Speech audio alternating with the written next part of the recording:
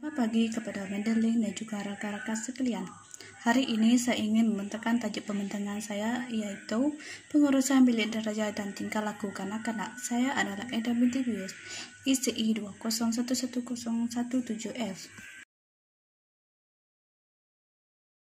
Yang pertama, pengenalan. Tingkah laku adalah apa yang dilakukan dan diperlakukan dan diperkaitkan oleh seseorang individu. Tingkah laku juga semua tindakan manusia yang diperhati, diukur dan dinilai, dan sebarang perbuatan yang dilakukan sama ada terus atau tidak terus. Selain itu, tingkah laku adalah manifestasikan fizikal sebarang sikap yang berasaskan nilai-nilai tertentu. Definisi, rekod anekdot adalah satu catatan ringkas mengenai sesuatu peristiwa atau tingkah laku murid yang dianggap penting, unik secara positif atau negatif untuk direkod. Fungsi, menerangkan fenomena yang berlaku, bila dan di mana berlaku. Selain itu, membantu guru memahami tentang diri murid. Dan yang terakhir, merekod tingkah laku kanak-kanak yang khusus bagi tujuan perancangan aktiviti individu. Alasan untuk tingkah laku yang tidak wajar. Yang pertama ialah sikap ibu bapa yang suka memanjakan kanak-kanak. Contohnya, membiasakan kanak-kanak dengan sesuka hati mereka meminta barang yang mereka inginkan tanpa ragu. Kedua, elakkan memanjakan kanak-kanak yang berumur 5 hingga 7 tahun untuk mengelakkan sikap mereka melampau batas. Yang ketiga, sikap lebih memanjakan kanak-kanak membuatkan tidak belajar berdikari.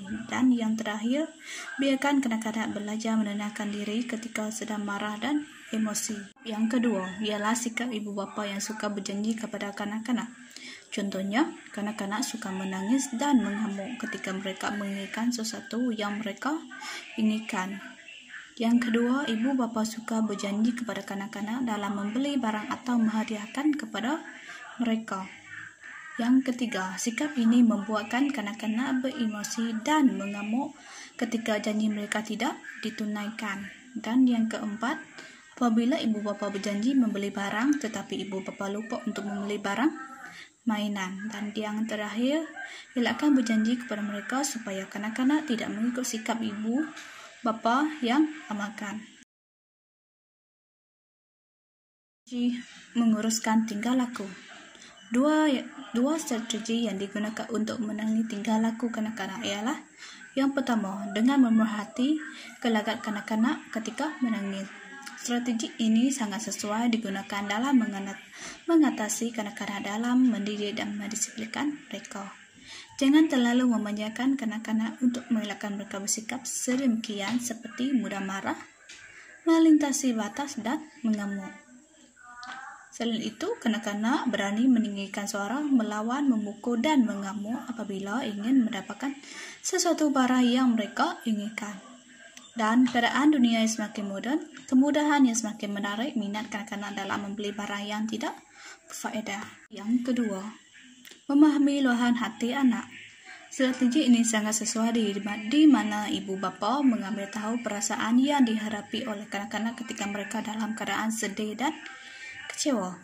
Ibu bapa perlu mengambil tindakan supaya kanak-kanak merasai mereka disayangi dan diberi perhatian daripada ibu bapa mereka. Dan yang terakhir, kanak-kanak akan merasai bahawa setiap tindakan ataupun didikan yang diajar kepada mereka adalah cara ibu bapa mengajar untuk menjadi anak-anak yang sentiasa mendengar nasihat daripada ibu bapa. Kesimpulannya, jelaslah bahawa kebaikan mendidik anak sangat penting pada masa kini kerana setiap tingkah laku anak akan dilihat, dinilai dan diukur oleh orang ramai. Sebagai ibu bapa, kita hendaklah mendidik dan mengajar dengan cara baik tanpa memukul, memarahi dan meninggikan suara kepada mereka, mengelakkan mereka trauma dan gangguan emosi. Jadilah ibu bapa yang sentiasa menjadi contoh dan teladan yang baik kepada kanak-kanak dari segi bercakap. Nasihatilah kanak-kanak dengan cara betul supaya mereka dapat mengikut cara yang diajar kepada mereka.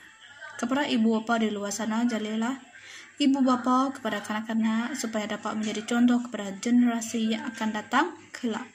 Sekian, terima kasih.